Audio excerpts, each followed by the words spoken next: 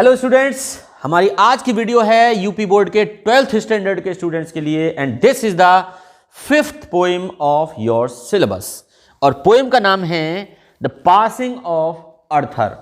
ये फ्रॉम लगा हुआ है, फ्रॉम द पासिंग ऑफ अर्थर। दरअसल it is a very long narrative poem by Alfred Lord Tennyson. ये जो जितना सा टुकड़ा आपका दिया है, ये पीस दिया है, पूरी पोएम इतनी छोटी नहीं है, ये लंबी पोएम है काफी। उसमें से काट कर ये छोटा सा पीस निकालकर आपके 12th के सिलेबस में दे दिया गया है, इसलिए लगा हुआ है from the passing of Arthur. Basically ये पोएम पासिंग ऑफ अर्थर ही आप समझें। से आगे लगा हुआ है फ्रॉम, हिंदी में भी आपने बहुत सी पढ़ी हैं, आंसू से, गीतावली से, दोहावली से, काव्यांजलि में, ठीक है। उसी तरह से यह है फ्रॉम द पासिंग ऑफ अर्थर। इस पोएम का जो एक्चुअल नेम है वो है मोर्टे डी अर्थर। ये राजा अर्थर का पूरा लीजेंड इन्होंने दिया है। अल्फ्रेड लॉर्ड टेनिसन ने आइडल्स ऑफ किंग्स की रचना की, जिसमें बहुत सारे राजाओं का वर्णन है। उसी में से एक है ये मोर्टे डी अर्थर। मोर्टे का मतलब होता है डेथ, डी का मतलब है ऑफ, अर्थर ये राजा का नाम है। और Arthur is one of those kings, जैसे आपने सुने हैं राजा विक्रमादित्य हैं, राजा सुलेमान सोलोमन हैं, या हातिम ताई, है ना। मतलब ऐसे राजा जो जनता के हृदय में उस समय भी छाए रहे और उन पर बहुत सारी कहानियां आगे भी बनती रहीं। मतलब बड़े फेवरेट राजाओं में से एक रहे हैं, जो हमेशा दूसरों के लिए लड़े, दूसरों के लिए जिए और दूसरों के लिए मरे, संघर्ष करते करते जिनकी पूरी जिंदगी दूसरों के लिए बीती, है ना। उन्हीं में से एक हैं ये किंग अर्थर। अर्थुरियन साइकिल का ये पूरा लिटरेचर अल्फ्रेड लॉर्ड टेनिसन ने लिखा है। तो हमारे सिलेबस में तो बस ये छोटी सी पोएम है फ्रॉम द पासिंग ऑफ अर्थर, है ना। बस जरा सी लाइन्स हैं, ये आपके सिलेबस में इंटरेस्टिंग भी हैं और बड़ी प्रेरणादायक भी हैं, समझ में आपके बहुत अच्छे से आ जाएंगी। आज इस पोएम में हम इस पोएम को पूरी को पढ़ेंगे और साथ ही साथ इसके सेंट्रल आइडिया पर भी चर्चा करेंगे कि कविता का केंद्रीय भाव क्या है और इसका सेंट्रल आइडिया कैसे लिखा जाना चाहिए। तो देखिए, पहले जानते हैं ये राजा अर्थर कौन थे। राजा अर्थर और उनके नाइट्स, KNIGHT, नाइट का मतलब होता है योद्धा या शूरवीर। तो ये अपने नाइट्स के साथ, अपने योद्धाओं के साथ हमेशा दूसरों के कल्याण के लिए, दूसरों की भलाई के लिए युद्ध करते रहे। और एक युद्ध में जब ये बुरी तरह से घायल हो गए हैं, इनके बहुत सारे नाइट्स ऑलरेडी मारे जा चुके हैं और ये भी बहुत बुरी तरह से वुंडेड हैं, बहुत बुरी तरह से घायल हैं। इनके एक नाइट जिनका नाम है सर बेडीवियर, सर बेडीवियर नाम याद रखेंगे। और ये जो सर लग रहा है आगे, ये नाइट की उपाधि हुआ करती थी। आगे बढ़ते हैं। तो सर बेडीवियर जो इनके नाइट सुरक्षित रह गए हैं, उन्होंने इन्हें वहां से निकाला, घायल अवस्था में युद्ध से ले गए और इनको वहां से जाने के लिए कह रहे हैं। एक छोटी सी नाव का अरेंजमेंट किया गया, जिसके लिए शब्द आया है BARGE, बार्ज, है ना। पहली लाइन में आया है बार्ज। तो एक छोटी सी नाव की व्यवस्था की गई। उस नाव में इनकी तीनों रानियां बैठी हैं, राजा बेडीवियर को लिटाया गया है, उनकी ज़रूरत की चीज़ें रखी गई हैं और अब वो नाव चलने को होती है। जैसे ही नाव चलने को होती है, सर बेडीवियर रोने लगते हैं। तब कविता आगे बढ़ती है। राजा अर्थर के पास एक तलवार भी थी जिसका नाम था एक्सकैलिबर, है ना। जैसे अर्जुन के पास एक धनुष था, उसका नाम था गांडीव, है ना। इस तरह से तो चलिए आगे बढ़ते हैं। जैसे ही नाव चलने को होती है, सर बेडीवियर रोने लगते हैं और राजा अर्थर उन्हें कैसे समझाते हैं जानते हैं। And slowly answered Arthur from the barge. धीरे से अपनी नाव में से राजा अर्थर ने उत्तर दिया। क्या कहा, यहां से निशान लगा लीजिए, आ सकता है अब की बारी एग्जाम में। द ओल्ड ऑर्डर चेंजेथ, यहां से शुरू करिए। पुरानी व्यवस्थाएं बदलती हैं। देखिए, ऑर्डर का मतलब आदेश भी होता है, ऑर्डर का मतलब व्यवस्था या अनुशासन भी होता है, क्रम होता है, व्यवस्था होता है। कोर्ट में जब शोर शराबा होता है तो जज क्या कहता है, ऑर्डर ऑर्डर ऑर्डर, है ना। तो यानी व्यवस्था बनाइए। द ओल्ड ऑर्डर, यहां ऑर्डर का मतलब हुआ व्यवस्था। चेंजिथ यानी चेंजेस, TH लगा हुआ है, ये ओल्ड इंग्लिश है, इन्होंने यहां प्रेजेंट इंडेफिनिट को यूज किया है। द ओल्ड ऑर्डर चेंजेथ, पुरानी व्यवस्थाएं बदलती हैं। यील्डिंग प्लेस, वो रास्ता छोड़ देती हैं, वो रास्ता देती हैं किसके लिए? टू न्यू, नई व्यवस्था के लिए। ये सनातन सत्य है। ये पृथ्वी जब से बनी है, ये दुनिया जब से बनी है, यूनिवर्स जब से बना है, परिवर्तन प्रकृति का नियम है। You can say that change is the law of nature, परिवर्तन प्रकृति का नियम है। देखिए हमारी बॉडी में जो सबसे छोटी इकाई होती है वो होती है सेल, कोशिका, और कोशिकाएं प्रतिपल बनती हैं, कोशिकाएं प्रतिपल बिगड़ती हैं, टकराती हैं, मेंड होती हैं, रिपेयर होती हैं, बदलती रहती हैं। उसी के फलस्वरूप हमें ये परिवर्तन आता है। हम कभी 6 महीने के बच्चे थे, आज हमारी मूछें दाढ़ी हैं, है ना, कल को ये मूछें दाढ़ी सफ़ेद हो जाएंगी। तो ये चेंजेस जो आते हैं, आप अपना 10 साल पुराना फोटो निकालिए, आप उसे पहचान नहीं पाएंगे, उसे देखकर हंसेंगे। तो all the changes happen due to the change in nature, the change in cells. तो इन्हीं परिवर्तनों से ये दुनिया आगे बढ़ती है। भाई मान लीजिए बीज अपना स्वरूप खोने के लिए तैयार ना हो तो पौधा कहाँ से आएगा, उस पर फूल कहाँ से आएंगे? फूल अगर गिरने को तैयार ना हो, सूखने को तैयार ना हो, तो अगला फल कहाँ से आएगा? और अगला फल नहीं आएगा तो अगला बीज कहाँ से आएगा? तो पहली लाइन इनकी बड़ी मीनिंगफुल है, द ओल्ड ऑर्डर चेंजेथ, पुरानी व्यवस्थाएं बदलती हैं, यील्डिंग प्लेस टू न्यू, और नई व्यवस्थाएं उनका स्थान ले लेती हैं। एंड गॉड फुलफिल्स हिमसेल्फ, और ईश्वर स्वयं पूर्ति करते हैं। इन मैनी वेज, ईश्वर कई प्रकार से उन चीज़ों की पूर्ति कर देता है। देखिए कई बार होता है परिवार में कोई ऐसा व्यक्ति जो परिवार का मुखिया है, जो परिवार चलाता है, वो चला जाता है, बड़ा दुख होता है, कुछ समय के लिए लगता है कि अब ये परिवार कैसे चलेगा, लेकिन ईश्वर कहीं ना कहीं से उसकी पूर्ति किसी न किसी रूप में वो खुद कर देता है। तो पुरानी व्यवस्थाएं बदलती हैं, नई व्यवस्थाएं उनका स्थान ले लेती हैं, और ईश्वर खुद उन जगहों की पूर्ति करता है। लेस्ट, कहीं ऐसा ना हो, वन गुड कस्टम, कोई अच्छे से अच्छा कस्टम यानी रिवाज, कोई परंपरा, शुड करप्ट द वर्ल्ड, इस दुनिया को करप्ट कर दे, इस दुनिया को भ्रष्ट कर दे। इस लाइन का मतलब समझिए क्या है कि कोई भी परंपरा लंबे समय तक जब चलती है तो वो नष्ट होने लगती है, वो चीज़ों को खराब करने लगती है। और ये परिवर्तन इसीलिए आते हैं कि कोई परंपरा अगर बहुत लंबे समय तक चलती रही तो वो दुनिया को भ्रष्ट ना कर दे। यहाँ पर एक बहुत अच्छा सा एग्जाम्पल आप समझिए, अभी जो हमारे देश में है वो डेमोक्रेसी है, वो गणतंत्र है, और वो सरकार का आदर्श रूप है, वो शासन का आदर्श रूप है, जिसमें जनता खुद मालिक होती है। लेकिन आप देखिए 47 से और आज तक इस गणतंत्र में कितनी करप्शंस, कितनी डिफॉर्मिटीज आ गई हैं, आप उन्हें नोट करिए। तो ये परंपराएं इसी तरह से हमेशा नहीं चलती रहेंगी, न पहले ऐसी परंपरा थी और हो सकता है आगे को कुछ और नया आ जाए, है ना। तो पुरानी परंपराएं इसलिए बदलता है ईश्वर, जिससे कि नई व्यवस्थाएं उनका स्थान ले सकें।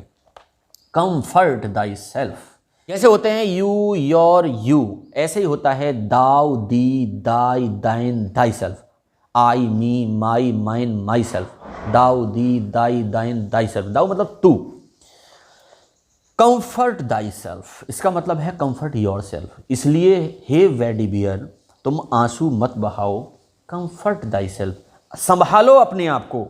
वॉट कंफर्ट इज इन मी, मेरे अंदर तुम्हें कौन सा कंफर्ट नजर आता है, तुम मेरे अंदर क्या सुकून देख रहे हो, मेरे जाने से तुम क्यों व्याकुल हो, क्यों विषादग्रस्त हो, तुम क्यों रो रहे हो। Comfort thy self, relax, calm down, संभालो अपने आप को। I have lived my life, मैं तो अपना जीवन जी चुका। कौन कह रहा है ये राजा अर्थर कह रहे हैं बेडिवियर को समझाते हुए कि I have lived my life, मैं तो अपना जीवन जी चुका। And that which I have done, और जो भी मैंने किया है, that which I have done, जो भी मैंने इस जीवन में किया है, हे ईश्वर अगर मुझसे कुछ गलती हुई हो तो क्षमा करना। May he within himself make pure, H capital है, गॉड के लिए है। May he within himself make pure, उसे शुद्ध करे, उसे क्षमा करे, मुझे माफ़ करे। अगर मुझसे कुछ गलती हुई हो तो ईश्वर मुझे क्षमा करे। तो हे वेडिबियर, संभालो अपने आप को। कंफर्ट दाई सेल्फ, मुझ में क्या कंफर्ट देखते हो, मैं तो अपना जीवन जी चुका हूँ, और अगर मुझसे कुछ भूल हुई हो, मुझसे कुछ पाप हुए हों तो ईश्वर उन्हें क्षमा करे, प्योर करे। बट दाउ, लेकिन तू, दाउ का मतलब you, if thou shouldst never see my face again, अगर तुम मेरा चेहरा फिर कभी ना देखो, अगर हमारी मुलाकात फिर ना हो, if we don't meet again, अगर हमारी मुलाकात आगे नहीं होती है तो समझ लेना मैं इस दुनिया में नहीं रहा। If thou shouldst never see my face again, अगर तुम्हें मेरा चेहरा फिर कभी नजर नहीं आए। देखिए, अगर जिंदा रहा तो मिलने जरूर आऊंगा, अगर मिलने नहीं आया तो समझ लेना I am not in this world now, I have passed away. तो तुम क्या करना, प्रे फॉर माई सोल, मेरी आत्मा की शांति के लिए प्रार्थना करना। कविता का जो दूसरा पड़ाव है वो यहां से स्टार्ट होता है कि प्रार्थनाओं में कितनी शक्ति होती है, उसका वर्णन आगे किया गया है। तो कहते हैं कि if thou shouldst never see my face again, अगर तुझे मेरा चेहरा फिर कभी दिखाई ना दे तो प्रे फॉर माई सोल, मेरी आत्मा के लिए, मेरी सोल के लिए प्रार्थना करना। More things are wrought by prayer, WROUGST, wrought का मतलब आप समझिए done, accomplished. More things are done by prayers, more things are accomplished by prayer, प्रार्थनाओं से कहीं ज्यादा बड़े बड़े काम हो जाया करते हैं then this world dreams of, ये दुनिया सपने में भी नहीं सोच सकती, उससे ज्यादा बड़े बड़े काम, मोर थिंग्स, उससे भी बड़े बड़े काम, आर डन बाई प्रेयर, उससे ज्यादा बड़े बड़े काम प्रार्थनाओं से हो जाते हैं। जहां दवाएं काम नहीं करती हैं बच्चों, वहां दुआएं काम करती हैं, है ना। तो यही कह रहे हैं कि more things are wrought by prayer than this world dreams of, ये दुनिया सपने में जितना सोच सकती है उससे भी बड़े बड़े काम प्रार्थनाओं से हो जाया करते हैं। वेयरफॉर का मतलब है देयरफॉर, इसलिए लेट दाई वॉइस राइज, अपनी वाणी को बहने देना, अपनी वाणी को निकलने देना, लाइक ए फाउंटेन, एक झरने की तरह, फॉर मी, मेरी खातिर, मेरे वास्ते, डे एंड नाइट, दिन और रात, यानी दुआओं में याद रखना, है ना। यहां पर इन्होंने सिमिली पेश की है, जैसे झरना, है ना, लायक आ गया, झरने से तुलना किया है, जैसे झरने कभी नहीं रुकते, ऐसे ही अपनी वाणी को रुकने मत देना और मेरे लिए प्रार्थना करना। फॉर, क्योंकि, वॉट आर मैन बेटर, क्या वो लोग बेटर हैं, क्या वो लोग बेहतर हैं, देन शीप एंड गॉट्स, भेड़ और बकरियों से। देखिए, शीप का प्लूरल शीप ही रहता है, गॉट्स ये प्लूरल हो गया है, यहां पे एस लगा दिया है। तो क्या वो लोग भेड़ बकरियों से बेहतर हैं? कैसी भेड़ बकरियां? दैट नरिश, दैट मानी जो, नरिश मतलब जीती हैं, they lead a blind life, अंधकार पूर्ण जीवन जीती हैं, विद इन द ब्रेन, अपने मन ही मन में। भाई भेड़ बकरियां हुई, भैंस या कोई और पशु हुआ, जिसके हाथ में रस्सी है वो उसे ले जाता है। क्या करना है अपने लिए या अपने समाज के लिए, अपने ग्रुप के लिए, दुनियादारी के लिए, वो कभी प्रयास नहीं करती, वो तो जिसके हाथ में रस्सी है उसी के साथ चल देती हैं। तो वो मनुष्य भी भेड़ बकरियों के समान हैं, अंधकारपूर्ण जीवन जीते हैं। क्यों? इफ नोइंग गॉड, यदि ईश्वर को जानते हैं, फिर भी ईश्वर को जानने के बावजूद भी, in spite of knowing God, ईश्वर को जानने के बाद भी कि ईश्वर है, दे लिफ्ट नॉट, वे नहीं उठाते हैं, they do not lift hands of prayers, प्रार्थना के लिए हाथ। आप नमाज पढ़ते हैं, आप पूजा करते हैं, आप यज्ञ करते हैं, हवन करते हैं, जो भी करते हैं, तो आपका तरीका बदल सकता है, लेकिन प्रार्थनाएं सभी करते हैं।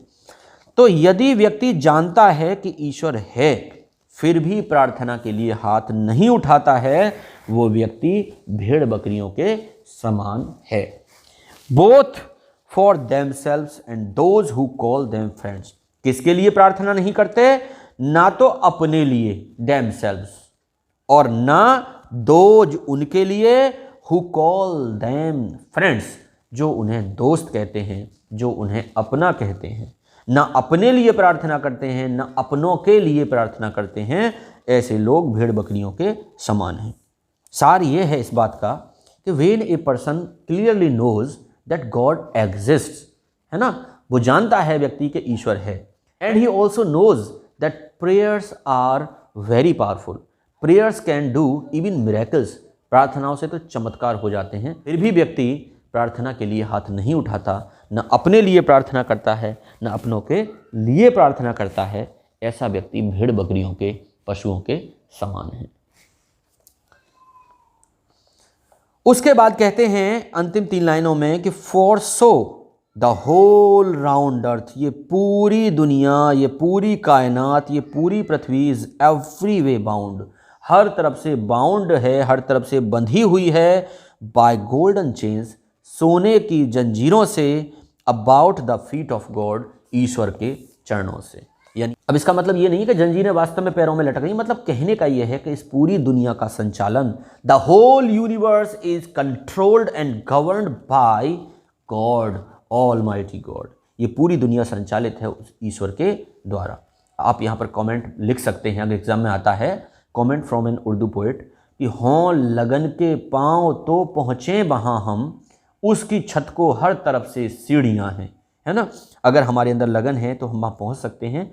वो एक ऐसी छत है जहाँ सीढ़ियाँ सब तरफ से जाती हैं, ऐसा नहीं कि इस धर्म की सीढ़ी ही वहाँ पहुँचाएगी, हर तरीका, प्रार्थना का तरीका बदल सकता है, लेकिन वो सारे रास्ते वहीं जाते हैं, वहीं जाकर मिलते हैं। बट नाउ फेयरवेल, लेकिन अब अलविदा, फेयरवेल का मतलब होता है अलविदा। तो ये थी आपकी पोएम। अब आगे हम इसका सेंट्रल आइडिया समझते हैं। तो देखिए ये है सेंट्रल आइडिया, अगर एग्जाम में आएगा 7 नंबर का आएगा, एक्सप्लेनेशन आएगी 10 नंबर की आएगी, ठीक है। देखिए सेंट्रल आइडिया है इसका, किंग अर्थर कंसोल्स सर वेडिवियर। कंसोल का मतलब होता है सांत्वना देते हैं, दिलासा देते हैं अपने फेथफुल नाइट, अपने वफादार योद्धा बेडिवियर को। बताया था बेडिवियर रोने लगा था, तो राजा अर्थर यहां पर उसे दिलासा देते हैं। क्या कहते हैं? He says that change is the law of nature. वो कहते हैं कि परिवर्तन ही प्रकृति का नियम है।